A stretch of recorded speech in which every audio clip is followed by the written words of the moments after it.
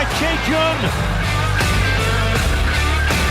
여기에서 이런 원더골이 김진수의 발끝까지 터졌어요. The header is good, and it's the giant defender John Tae-wook, and eventually Korea have broken the deadlock. You're listening to the K-League United podcast, proud partner of Football Nation Radio. Hello, I'm Nash Mikal. Welcome to The Weekend, a bite-sized preview edition of the K-League United podcast. I'm Paul Neat, and we start with the latest news. All four of the K-League clubs competing in the AFC Champions League this month will do so without several key names. Injuries to Adam Taga and Daniil Henry have ruled the pair out for Suwon, while Yeom Ki-hoon is on a coaching course. And as a precaution, FC Seoul will be without Ju Se-jong and Yoon Jong-gyu. The pair were called up to the recent Korean national team friendlies, but will not travel to Qatar as a precaution due to the COVID-19 outbreak amongst the Korean national team squad. But Adriano Alibayev and Ki Sung-young are also omitted from the squad due to injury. Jeonbuk, meanwhile, will be without Lee Ju-young and 2020 K-League 1 MVP Son Jun-ho. The pair have not tested positive for COVID-19, but much like the FC Seoul players, it is merely a precaution. The Ulsan players had already set off when the news broke about Hwang Hee-chan tested positive for COVID-19. He was involved in the Korean national team picking up their 500th win in a full international on Tuesday night after out-edging 2022 World Cup hosts Qatar. The Taeguk Warriors broke the deadlock inside the first minute with what was Korea's fastest ever goal after 16 seconds. Hwang Hee-jo feeding Hwang Hee-chan after a defensive error. Korea pulled one back just 8 minutes later, but Hwang Hee-jo found what proved to be the winner in the 36th minute, Song Min with the assist.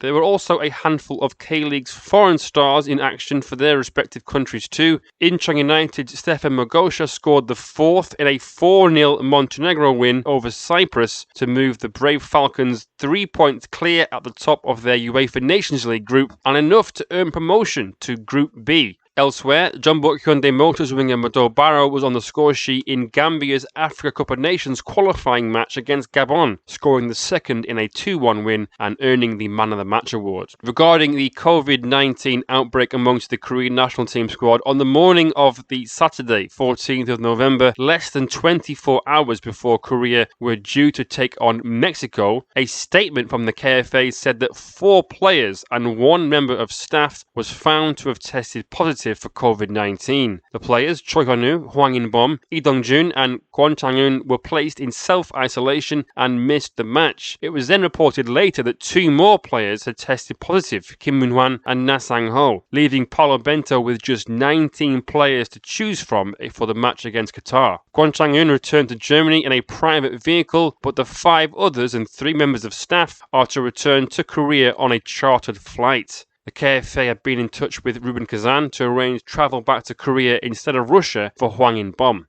Meanwhile, in K-League 2, shrinking Violets, Purple's push for playoffs. A comprehensive 3-0 win over FC Anyang moved Daejeon Hana Citizen up to 3rd in K-League 2 and in the driving seat for a place in the playoffs. Brazilian attacking midfielder Edinho with a brace and Kim Sung-sop getting on the end of one of 2 Bruno Bayo assists to earn the points for the Purples. A draw away to Gyeongnam on Saturday will be enough to secure a playoff spot for the Purples. A key figure for Daejeon this season has been Connor Chapman, and I caught up with him earlier this week to talk about the win over Anyang, the trip to Changwon this weekend, and, if possible, a place in the playoffs. Connor, how are you, mate? Good, how are you? Yeah, good, especially after Tuesday's win. You must feel the same? Yeah, it's good. I feel, obviously, we changed coaches, with 10 games left. So I think that we probably weren't getting results before the last 2 games that we felt we should have been getting. We'd played well, but it takes time to adapt to a new coach. And I think you can see now that, we've got a good mix. We've got Edinho back. Most of our first team players are back from injury. We've got more experience. We've got Wooney in centre back. Kuro's back. We've got Edinho, Bruno and Andre all playing well, firing up front. So with Kevin as well. And I think, yeah, if there's a time to get some momentum, it's now. And we've won the last 2 games. So hopefully we can take that into the finals. Yeah, the game against Anyang was only the second time, I think. You had all 4 foreign players start at the same time. It looks like it's all finally come together. Yeah. Obviously, I was out injured for a big part of maybe half the season, and there was some other key players. We've been quite unlucky with Dongjun, the goalkeeper, Kyoto. Bruno was injured for a period there. Edinho come halfway through the season. So I think obviously we got good results at the start of the season, and then we went through sort of a patch where we're finding, the team to play. Our foreigners are all back fit together. So that always helps. And, we've all played, the 4 foreigners played together the last 2 games. So we've won the last two games as well. So hopefully we can keep going and keep winning and get promotion. Definitely. I mean, the game before Anyang, that was a huge win as well. Then there was that long break. But the performance was really good against Anyang. In the second half especially, it didn't look like you were struggling for momentum or anything. Yeah, obviously, being out for 3 weeks, not having that match sharpness.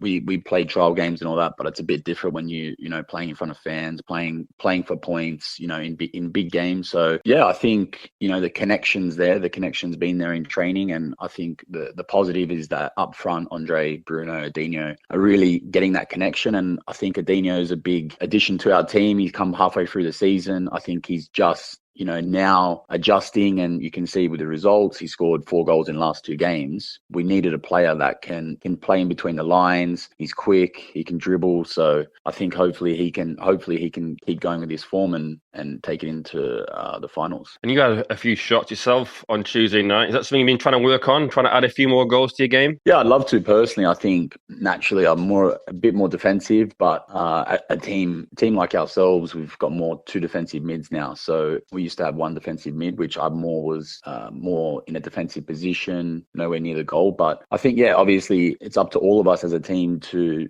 try and take that responsibility and score. And I think from myself and Jinsop, the other centre mid, I think, we've really been trying to create more chances, not only for the attacking players, but for ourselves as well. Well, this weekend, you head down to Gyeongnam, huge game. You only need a point to secure a playoff place, but a win will guarantee 3rd, which is important, obviously, for home advantage. But you'll be going down there to get the 3 points, I'm sure. Yeah, for sure. Obviously, we want to play in front of our home fans. You have the advantage of going into the finals and only having to draw, which is quite a weird thing. But yeah, obviously we want to go down and win. We want to win every game. And I think we've got a good chance of that. Obviously, Gyeongnam are a strong team. It's tight. There's 4 teams that each of the 4 teams can make it. So from our point of view, we're going there to win, and yeah, hopefully we can come back with the 3 points. I'm not sure if this rings true with you, but for me, things started to unravel a bit when you played Gyeongnam last, winning 2-0, then lost 3-2. Would you say that's a fair assessment? Yeah, I think if you actually look at it, yeah, look, that was a difficult game. I didn't play that game myself, but it was a game that we thought, we'd locked up. The players played really well in the first half. Second half, I think Gyeongnam just chucked everything at us, and, they probably got a bit of luck. It was probably a few mistakes by ourselves, and they got that win. But I think we're a different team now to what we are then, what we were then. And the season probably hasn't gone exactly to plan that, everyone would have liked. We've, changed coach. We've had a lot of injuries, but not just injuries to players, but key positions with experience. And the good thing now is I think everyone's pretty much fit in our team, and yeah, we've got experience there, which for games like this is very important. You mentioned the injuries and stuff like that. It's been a very strange year. You've had the suspensions as well, injuries, the whole COVID thing. Does it feel like things have been stacked against you? I wouldn't say stacked against, but I would say that looking at the team itself, obviously you can see that we would be able to get better results than what we did in some games. And, sometimes that happens. Sometimes, some teams are more lucky than other teams, and, they don't have injuries, or some things in the game go for them. But at the end of the day, we are where we are because of what we've done. And for us, at the end of the day, we've still got a chance of promotion. We've got 3 games left to get promotion, and anyone can get that. Suwon's not guaranteed promotion. Obviously, they'll be in the last playoff, but I think if we can get through to Suwon, I think we'll have a good chance of getting promotion. How would you assess your own performances this year? Because obviously, as you said, you missed the first sort of third of the season. Maybe you came in not quite as fit as you would have wanted to be, but you've settled in now. One of the first named on the team sheet. How do you feel that you played? Yeah, it's been a difficult year for me. Obviously, having the injury, I was out for quite a long time. When you're coming back back from injury, you're trying to push the limits. You're trying to get back quicker. You're probably not as fit as you want to be when you get back in. Sometimes you're thrown in a deep end a little bit and, you've got to survive. And I'd come back. I felt I'd started, because it takes time, right? Even you can do 2-3 months of preseason, but for the first 3-4 games of the season, you're still not, at the level that you want to be. So it does take time. And I think, I've progressed over the year. I think now I'm coming into a point where, I'm running the most in the team. My fitness has come back, and getting that match fitness, getting that, the sharpness, the match sharpness is a big thing as well. And yeah, hopefully it's worked out, for the right timing. And these are the games where, players like myself, Bruno, Daejeon and Andre, this is the games why the club brings us to Korea, to step up for the big games.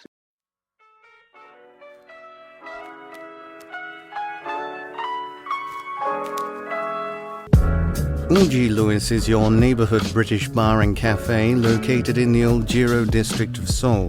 Decorated in old English antiques and furniture for a true homely feel, you can enjoy homemade scones, cakes and afternoon tea during the day, and traditional British favourites like beef stew, English ale, and a fine selection of wines at night. Available for private parties or simply an evening out, Ulji Lewis is sure to become your favourite neighbourhood pub.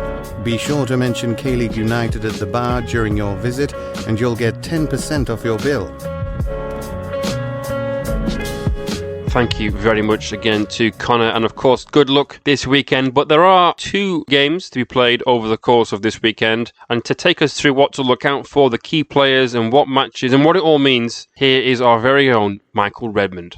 After 7 months of action, the playoff race has gone down to the wire in the 2020 K-League 2. Suwon FC have already booked their place in the playoff final, finishing second overall in the league. However, the final 2 places are still all to play for. It is only fitting that the 4 teams in contention will play each other on the last day of the regular season. Jeonnam Dragons will travel up to the capital to face off with Seoul Leland. At the same time, Gyeongnam will welcome Daejeon Hana Citizens to Changwon. Only 2 teams can book their place in Wednesday night's playoff semi-final matches of the round. Seoul Leland 4th versus Jeonnam Dragons 5th. Only 3 points separate 3rd and 6th place in the league, but in Seoul and Jeonnam's case, it is only 1 point which differentiates the two. Jeonnam will make the journey to Seoul for the second time this season after a stalemate earlier on in the year. Seoul has slightly better form leading into this one, with 3 wins, 1 draw and 1 loss, compared with Jeonnam's 2 wins, 2 draws and 1 loss. Seoul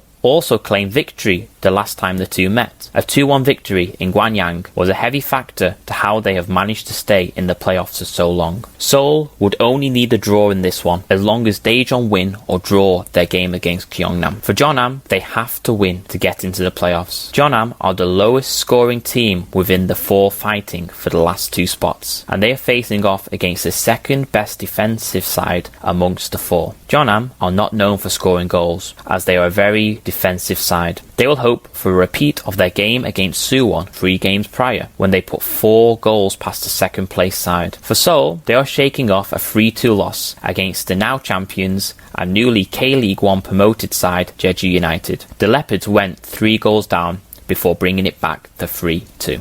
Gyeongnam SC 6th, Daejeon Hana Citizens 3rd. Daejeon Hana Citizens return after their 2-week hiatus in the K-League. They saw off FC Anyang in the Daejeon World Cup Stadium. Daejeon will only have 3 rest days to recover before their trip down to Changwon to face off with Gyeongnam. Gyeongnam are still in with a shot of the playoffs. They need to beat Daejeon to leapfrog into 3rd place. It will then be the outcome in the capital to see if they manage to keep hold of the home venue advantage.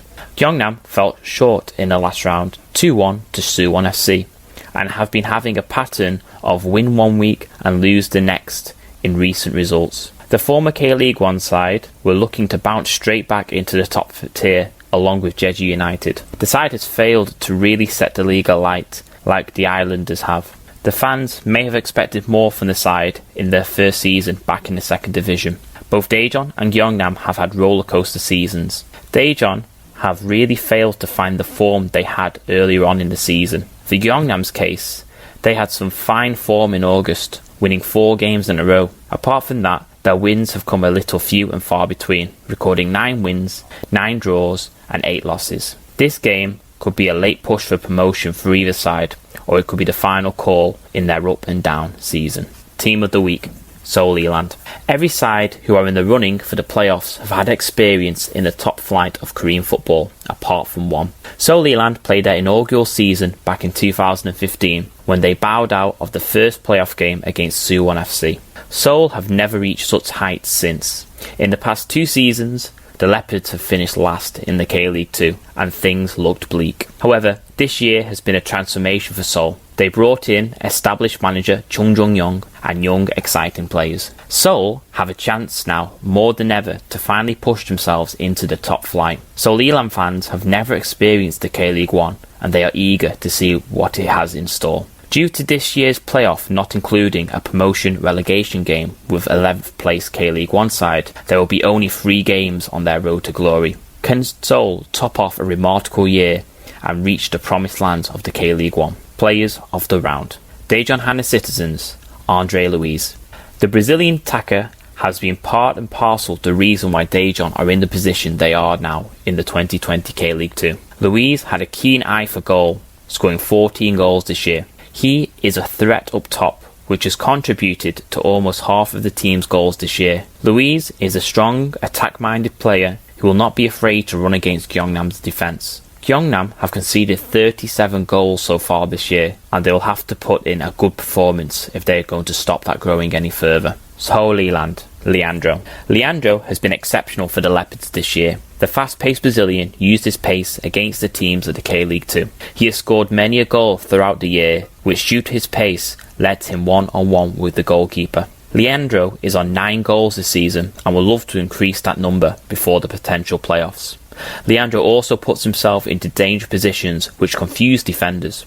In doing so, he gives the space for other Seoul Eland players to move in and score. Leandro has also assisted 5 goals this season. Jeonnam Dragons, Hwang Gi-uk. The 24-year-old Korean has brought K-League 1 experience back into this Jeonnam Dragons side this year. The former FC Seoul player has played all but 1 game this year in the league and also has 3 goals to his name. Hwang Gi-uk does have a slight disciplinary issue which he needs to watch out for. He already has 7 yellow cards to his name, the most in the club this year. The midfielder could be the key to distributing the ball around the park on Saturday for the Dragons. Gyeongnam, Baek Sung-dong. The 29-year-old has recorded his best goal-scoring season in his career with 9 goals so far for Gyeongnam in 2020. Baek Sung-dong brings experience into the club, with Gyeongnam being his 5th team of his career and 2nd in Korea. The midfielder spent last year with Suwon FC, recording 7 goals. Sung-dong has scored first in 5 of those goals. Gyeongnam will look for his partnership with Hang Yi-soo to cause some problems for Daejeon Hana Citizens on Saturday afternoon. Fans, we want to hear from you. You're encouraged to email KLU at info@kleagueunited.com or tweet at KLeagueUnited with any questions, comments or reactions. Or follow us on Facebook to ask directly during one of our live shows. Alright, thank you very much for that, Michael. Now, the K-League 2 playoff race isn't the only action we have to look forward to this weekend. That is because the AFC Champions League is now back underway, played in a bubble in Qatar. And for those who haven't watched it yet, Ryan Walters did a full ACL group stage preview with a panel of special guests. The video is on YouTube. The audio version is available wherever you get your podcasts. Right, before we go, here is what else has been happening in the world of Korean football over the last week or so. Steely determination. Incheon Hyundai Steel Red Angels secured an 8th consecutive WK League title on Monday night, overcoming Gyeongju Hansuwon 2-0 in the second leg of the championship final. Following on from a 0-0 first leg, Spanish forward Eli de Estal teed up Jong Sol-bi on 77 minutes before Eli made it 2 in stoppage time. A goal on an assist earned Eli the match MVP award. The Magnificent Seven, Guangzhou Evergrande, have been at loggerheads with the AFC over the number of foreign players they have in their squad. Guangzhou have 7 overseas players, including those who have become naturalized Chinese citizens: Elkerson, Tyus Browning, and Fernando Henrique. According to a report in the Chinese press, the AFC will not recognize Tyus Browning as a domestic player, despite the Chinese Football Association sending an official letter to FIFA last October to inform them of him obtaining Chinese citizenship under the name Jiang Guangtai. Guangzhou's foreign player quota for the ACL is Park Ji-soo, Jiang Guangtai, Paulinho and Anderson Talisca, while Fernando, Alan and Aloisio have been registered as Chinese players.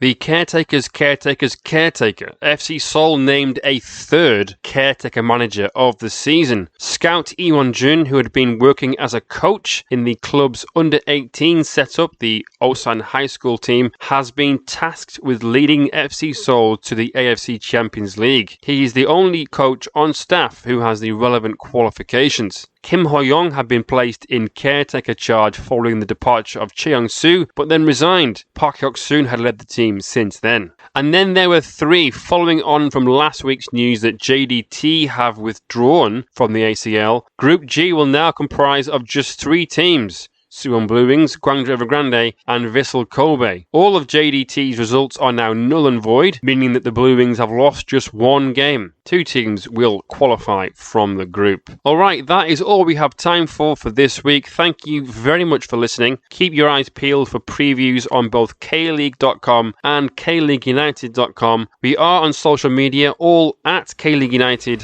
and to find us, the link is, as always, in the video bio. Until next time, goodbye.